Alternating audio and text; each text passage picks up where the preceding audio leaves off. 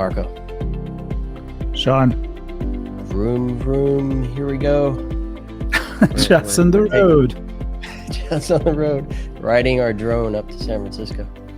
Oh, that was a drone? Vroom, vroom is a drone now?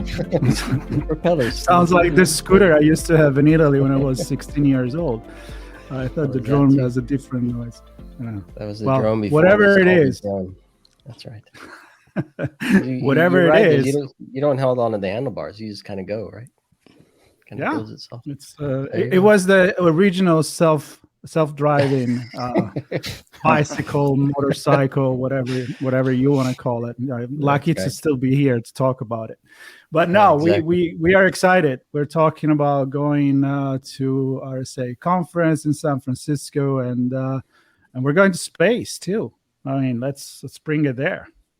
Right. There's a lot of activity in space, which is cool, and we get the pleasure of connecting with many of the folks. We even have a couple channels on the topic here on ITSPmagazine, which is really cool. And it's great to listen to a story, great to read a book, great to watch it on TV. But when you can get your hands on stuff, that's when it gets really cool. And that's what's going on in the Aerospace Village during RSA Conference in April at the end of the month. And as with most of the villages within RSA Conference, there are many sub-villages, many things are going on within them, and we're going to talk about some of the things that the group at CT Cubed is doing, and we have Adam and Chris on to help us understand what that's all about. So thanks for being on, guys. Absolutely. Thanks for having us. And it's an all-volunteer thing, which is important to point out. This is a group of people coming together to do good things for society, specifically in aerospace. I want to hear a little bit about that and your history, both you and Adam and Chris, kind of leading up to your role, what you're doing now. So brief peek into who Adam is, and then pass it over to you, Chris, for the same. Sure. Well, thanks again for having us on. Name's Adam Scheuer.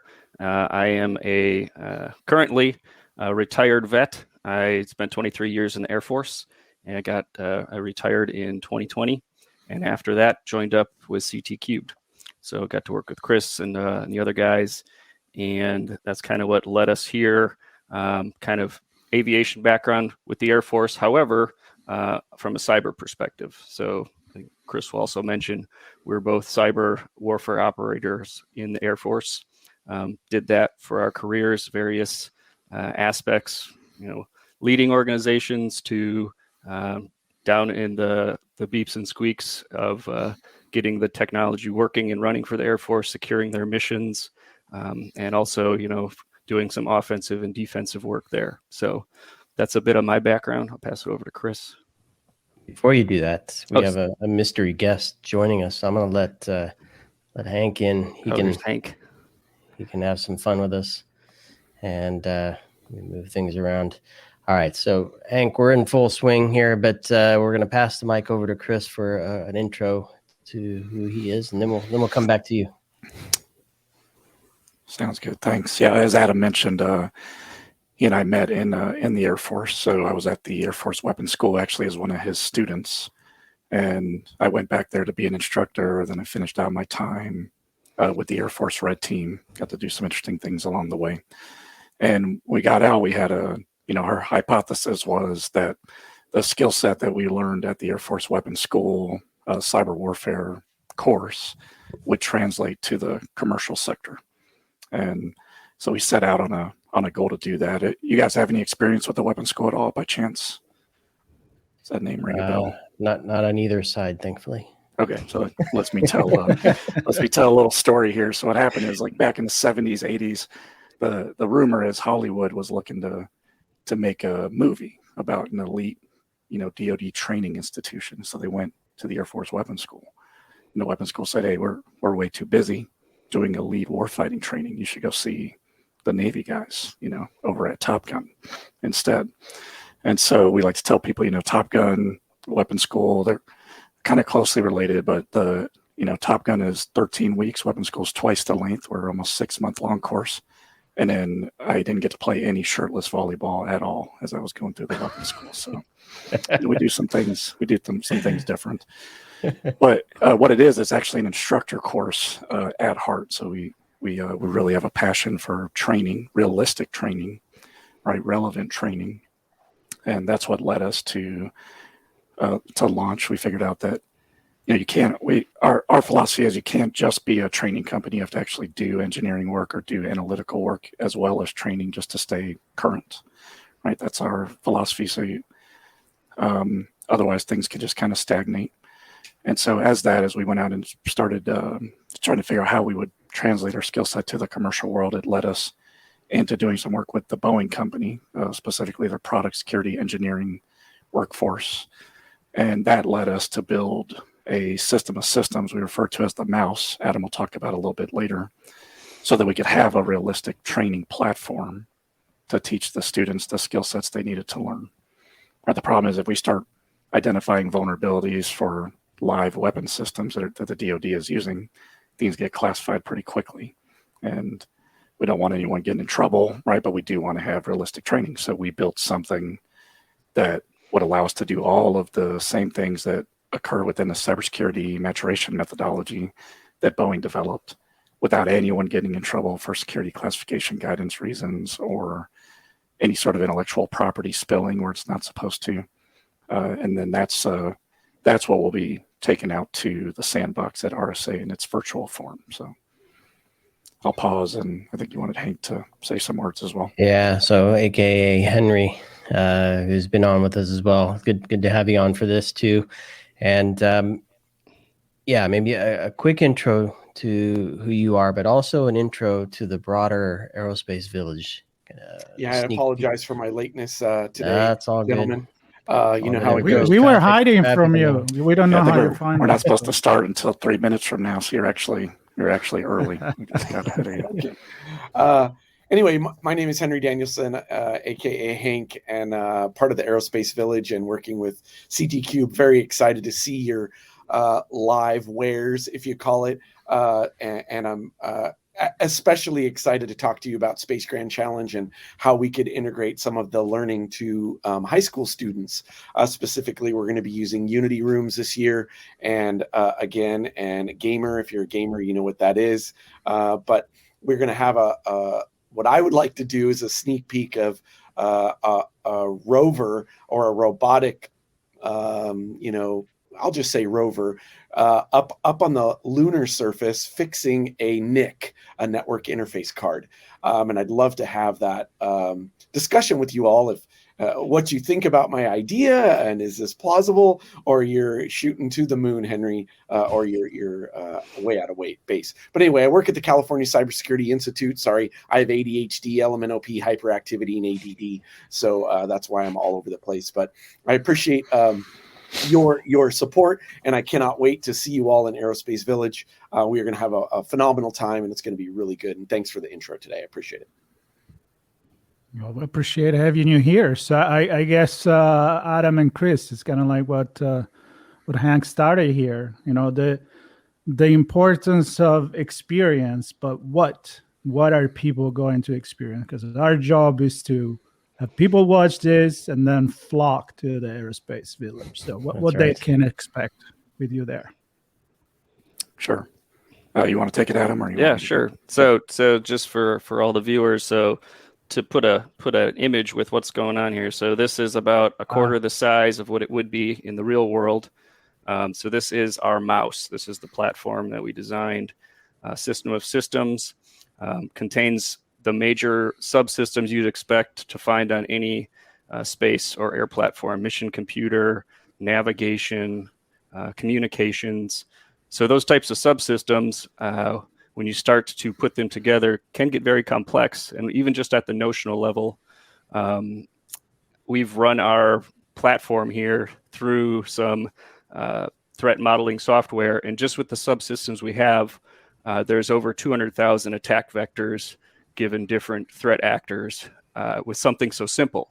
And this doesn't even exist in the real world, to be honest. So this is notional. And if you could, Adam, two things. Yeah. One, describe what you're holding. Sure. You said it's a system of systems, but it actually is something. And then the other thing is when you maybe if you can describe the attack vectors. Attack vector doesn't mean vulnerability necessarily. It just means a way in, right? So maybe you can kind of describe a little bit of that too. That'd be good. Sure thing. So this is the third version that has evolved for us. It started out as a tank tread vehicle, and it moved to mechanism wheels, and now we have the flying version. So for anybody, we could go back to use those other ones to demonstrate a system of systems, which really is a kind of a fancy way of saying there's not just one component in this. There's several components and subsystems that are dependent on other parts. So, for example, we'll use the attack vector kind of definition. So this has to be flown remotely. So there's someone sitting somewhere in a container on the ground or in a building sending signals. Could be direct RF energy, or it could be up over a satellite to control this remotely. So if someone were to say get into that control station because there's some access that's unfortunately there, that is an attack vector that could get all the way to the system, to the mouse here. I'll take a step back. The mouse is a fancy acronym we came up with. It's a mobile optical ultrasonic sensor explorer. Not a backronym. We came up with that first, and then we fit the letters. Also, let me add a note for the people that are not watching the video, but they're actually listening to the audio version of this. The mouse, it doesn't look like a mouse. It looks like a drone. Exactly. So that's what you're holding in your hand. So people just think about that. Is a drone. Right? Is a drone. Exactly. So if you've flown like a DJI or any other kind of drone that's out there, very, very similar. Just picture that, except ours is CT cubed orange. So we're going to bring this. However, I'm pretty sure if we were to actually bring it, RSA folks wouldn't be happy if we flew a quadcopter drone indoors, probably a safety issue. So we're bringing it in three forms. We have put it into a HoloLens, so mixed reality, if you will. So you can fly that around the open, the open convention area. We're going to be bringing it in a MetaQuest 2, so straight up VR, virtual reality. And then most recent one is we've put it on a tablet, on an Android tablet. So it's kind of another version of AR. So that's those are three different ways. And then here's the dangling the carrot out there. If you come fly it, you're going to get your wings. So here are the mouse wings. Nice. We will purchase. There's only one way to earn those. Yep. Yeah. It's a little, put it on your. Maybe we'll get some pins. You can wear it. Nice. So earn your wings. Come fly our mouse. Come talk to us. We can talk about everything that I just mentioned in regards to attack surfaces. Talk about different threats that the aerospace industry is facing. What do they have to think about? These aren't traditional Windows systems that are just up there that get patched normally. There's a lot that go into these aircraft and other space systems, different considerations to think about. I have a question really quick about the VR, the Quest 2. So if I brought mine, is there a possibility to get it on there to try it, or you're going to have some Quest gogs, if you will, for us to try? We're going to have our own equipment, but if we'll give you a sneak peek if you're interested. We'll definitely hook it up and push it to yours if you're interested. Awesome. I just want to show my son who we trust you. RSA. Yes. Not coming to RSA, but let him try it. So sure that thing. was my question. And the idea with the platforms to tie everything together. So what we found with engineers, in particular systems engineers, they can spend many years working on a problem set, and we consider this to be a wicked learning environment. If you're familiar at all with the concepts of wicked versus kind learning environments. And the simplest way to say that is that in a wicked learning environment, feedback may be non-existent or very delayed. So if you make a poor security decision on a space platform, you may not find out that you made that poor decision for a decade or ever. You may never know that something you did was a result of some vulnerability or error, unless it just, something unlucky happens. So what we've done is, again, this thing is complex enough as a system of systems that we tell the engineers, here are attack vectors you need to consider. Or here's some extra things you have to think about when you're not just doing enterprise IT. And then we have them actually fly it to complete a mission so they can get that operator perspective while we actually attack it from a red team perspective, right? Then we'll take advantage of anything they failed to properly secure. We'll show them exactly how we did it, and then give them a chance to iterate and do it again. That has really resonated with the students that have been through this type of course. There's something about getting that operator perspective that makes them think, I never want to put the operator of any system I'm working on in this same place. I didn't like the way it felt. And real world environment. That's awesome. Just saying. That's awesome. Let's talk about that, Henry. That's a good lead in. Some example without giving away top secret situation, like some scenario, so that the audience is not familiar with this type of attack and would actually look like in real life, right? So Sure. what is the consequences for, an airplane or a space shuttle is not flying anymore, Sure. but for a satellite, for a rocket, for anything that flies. So what could go wrong? Sure. So an easy right? example so many things, right? Limited only by your imagination. So one of the things with our mouse is it's actually collecting information. It has an ultrasonic sensor on it. It has a EOIR camera. An easy example to look at from very recently is attacks against any sort of smart home device that has a microphone on it, right? So there are some security researchers found that, that microphone is taking in information from the environment, passing it into the system, and then depending on what it talks to from there, some interesting things can happen. So what these folks found is that they could be a few blocks away on top of a roof and use a laser to stimulate the microphone of this device. And you could tell that microphone, the laser could make the microphone think that it heard, hey, go ahead and open up my garage door. And then boom, the garage door opens, right? So now that the engineers know that's possible and they've got to see it, they can do things to mitigate, right? It could be as simple as not letting the device be near a window where a laser can get to it. It could be putting some sort of filter to stop lasers. It could be adding a challenge to say, hey, you just asked me to do this sensitive action. I'd be glad to do it, but tell me what 2 + 4 is, right? Which the adversary wouldn't be able to hear. The way you can then start solving it becomes very interesting as well, but you have to just even understand that this was an attack that could have happened in the first place. And we have a whole list of those. We don't want to give away the secret sauce, obviously, of all the surprises you'll see in the course, but that's a pretty easy one to wrap your head around. Yeah, because you said it could be decades or even never that you experience a vulnerability being exploited. Mm-hmm. And it makes me kind of a parallel. First, I want to go into the ocean. There are things in the ocean, similar things, right? Live down in the ocean for a while. Mm-hmm. But also I'm thinking like medical devices, where you're inserting something in your body like a pacemaker or an insulin pump, and those things have an expected lifetime, and they're probably not going to be patched anytime soon. So you're kind of building these things knowing that they're going to be in a place for quite some time. Now in the medical world, we have the FDA kind of hopefully helping to mitigate some of that risk with controls and release cycles and things like that. What's the equivalent in the aerospace? And is it airplanes versus space travel versus satellites? Are they separate things, or what's that landscape look like, for lack of a better word? I'll take this one. So I think we're just realizing that it exists, that concept that you kind of just went through, that, oh no, we have to think about this stuff for the future, because we have to do, secure by design is a word that gets used a lot these days. I always like to refer back to like the B-52.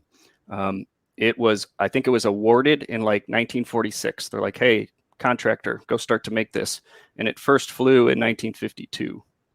And it's still flying today. So those folks had no idea what the internet was back then. So the idea, I think, that you kind of just have to go back to is that secure by design idea, and it has to last however long it might be out there. And the shelf life of the B-52, it's just going to keep going from what we can tell. Like there might never be an end. They'll just keep modifying it and adding new widgets on it to make it still effective. So yeah, can something be just deployed like in a medical field or on an aircraft, and can it exist as it is? Or will there be reoccurring maintenance? Does it have to come off, get calibrated, go back on? Those are all design decisions that engineers have to think about as they're going through the design process. So in some instances, maybe medical device that goes in you, the expectation is it will stay in you forever. Therefore, you got to think through all those considerations of how long could that be in someone's, inside someone, helping them live, and then what could go wrong, the what ifs, So you can't plan for everything, but you got to at least be able to prioritize what are the most likely things that could happen and apply those resources to try to make sure you mitigate or stop them from happening. And Hank, kind of on this same topic, because there's been a lot of emphasis on IT security and information security in the enterprise and in government operation departments, right? Things like that, where we're looking at Windows and Linux and mainframes and common protocols with standards and frameworks driven by government entities to say, this is kind of how you build stuff. Here's how you best practices for securing it. The OT world, and probably even more so when you get out to the fringes of some of the things that your teams are looking at, how do people, and obviously we're talking about the Aerospace Village and the work that you're doing here, but how do people start to get a sense of what those systems are? What are the protocols? What are the networks? What are the applications? What are the communications? To begin to understand what needs to be done to reach that secure by design that Adam's talking about. Yeah, I think personally, there's amazing researchers out there that are publishing, doing books, doing papers, academics. How do people find out about this? And I'll just say, I definitely think in the Aerospace Village, anybody that's going to be hanging around with us and the partners that are there would be able to discuss IoT devices. I know that we're going to talk a little about the cloud as well. At some point, space travel will be, and other companies are doing that now, where they're actually using cloud-based systems to be able to control CubeSats, for example. So back to your question about IoT, I think, and OT, there's so many things that we have to know now. So for example, maybe at one of the academic institutions, they will teach security by design and have them look at a current product that's maybe 2-3 years old that wasn't designed with security in mind. And they'll come up with maybe, how can we encrypt something? How could we encrypt something from the endpoint to all the way up into space, into outer space? So I think that getting people to understand at the Aerospace Village that we want to educate people and get people to understand. There's a cool thing out there right now called Sparta that talks about a matrix, and it's kind of a mashup of MITRE and space. That would be something that I would always lean towards right now. That's a newer technology that, not necessarily newer, I should say, but and it's by the Aerospace Corporation, which is great. They're sharing how to protect outer space. So that would be something that I would want to always reference back and then think about MITRE and how attack surfaces are and look at them. So educating the people coming into this space is really a huge passion for me, and trying to get young people involved in this, or someone that maybe is on the, I don't know, maybe they're in the medical information research and they want to flip and come over to the space or aerospace era. I hope that answered that, Sean. Yeah, that's really cool. Actually, kind of made me curious about a question about the future. I always kind of have a weird mind. I like to think about the future looking at the past. And when you look at the future in what you do, how do you actually kind of predict how far can you look into the future, even if knowing that even the most advanced technology now could actually be deployed with malfunction or bugs or things that we just couldn't even think about. So is it like more of a cultural approach that we need to switch and really think about everything from different perspective, or is it just impossible really because the complexity of things? So Chris, maybe you want to throw your opinion here? Sure. Yeah, I think there's a way to abstract and look at the fundamentals of what we're dealing with, of the problem set that's not going to get outdated here just because a new vulnerability comes out or a new like APT actor is found. So we've talked about attack vectors several times. For example, if you, at the end of the day, there's energy, entering and leaving your platform, all attacks will have to start or end with one of those paths. It's like if you can understand that, right, you can at least start to understand the general attack surface to your platform. Then it's as we get more mature, it's how deep we dive into each of those threat vectors, right? So then you have to understand, the difference between Windows, Linux, embedded systems that maybe don't have a traditional operating system, real-time operating systems, and then it's just then it's the constant cat and mouse game that's been in place with security for millennia, right? So I think that we can teach the mindset and we can teach fundamentals that'll last people's entire careers, and that's the place we tend to operate right now. Like, get everyone that solid foundation, and then you expand on it and grow as you mature in the field. That makes sense. Kind of like the main rules, and then we can go deeper from here. Adam, anything you want to add on that? Sure. Just the fact that, like Chris mentioned, once you have documented your attack surface, other than the wrench attack, where someone just comes up and starts banging on your system, or maybe the evil astronaut out in space doing a spacewalk starts hitting on it. From a cybersecurity perspective, that is the understanding of everyone who's involved, is that those lines in and out for the attack surface. And once that's understood, like I said before, you can start to rack and stack.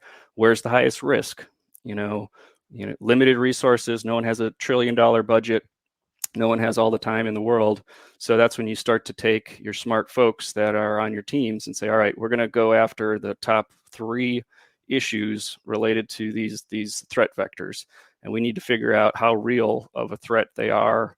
And do we need to change some system design? Do we need to add some techniques and procedures? If something bad does happen, because we can't mitigate it all, like, what's our response? So that it really becomes a holistic approach once you understand that. So it does go back to culture for sure, and just the foundation of what do you know about your platform. And speaking of foundation, students, Hank, your thoughts on this from an education perspective? Kind of, secure by design starts with a secure mindset by design, in my mind. So your thoughts on the future of this? Yeah, I do think that more universities, as we're growing, are designing courses and are giving young people the opportunity to be able to have that mindset and think in that mindset and learn by doing, which is Cal Poly's motto, to try to, be able to get their hands on something. I know that we try to support the student as far as we can, but I also think in reality, if they leave directly from an institution, they may be one of the only people that are coming to the new organization with that thinking, just because it's currently in flux and in change. But I do really feel like all the universities out there that are teaching cybersecurity, and specifically in space, what I would suggest is in the aerospace arena that they have courses now that the students are required at least one on security by design or security in general. How to secure an airplane, how to secure a drone, how to secure a spacecraft or a satellite. That way they understand how things could be compromised, and they get just a little bit of understanding of what that could be. So I do think it's interesting because I think we're in a flux, and maybe Chris and Adam can expand on that in your corporation when you're trying to hire a young person or an entry-level human, and you ask them, do you know anything about security by design? They may not have that skill set, or maybe they do. And I'd love to know when you all are hiring, how's that coming up with you? And maybe I'm wrong. We're not in a flux where it's just at the middle part of that. Yeah, we don't have any great input there. We don't, we're pretty small, and we don't tend to hire entry level just where we're at. So we haven't had to solve that problem just yet. Okay, awesome. Yeah. But it's an interesting conversation, and one that I would encourage folks to have. Guess where? The Aerospace Village. That's right. At the Sandbox. This is one of many things I think folks should be talking about: education and training and cross training. We talked about healthcare and maritime, and there's a chance to learn from each other. Public, private sector, commercial, academia. We all need to come together and generate awareness, build the foundation, continue education, and move things forward. Because as we've pointed out, the stuff's going to live for a long time. We better get it right as best we can, as early as we can. And with that, if you're an executive, if you're a business leader, if you're a practitioner or a security analyst, come visit Adam and Chris and Hank in the Aerospace Village. Marco and I will be hanging out in there as well, doing stuff with Boeing, doing stuff with the drone, and having these conversations. So, and Hank, if you don't mind, I'm going to make a T-shirt that says "entry-level human." I really like that definition. I think I want to get a domain with that.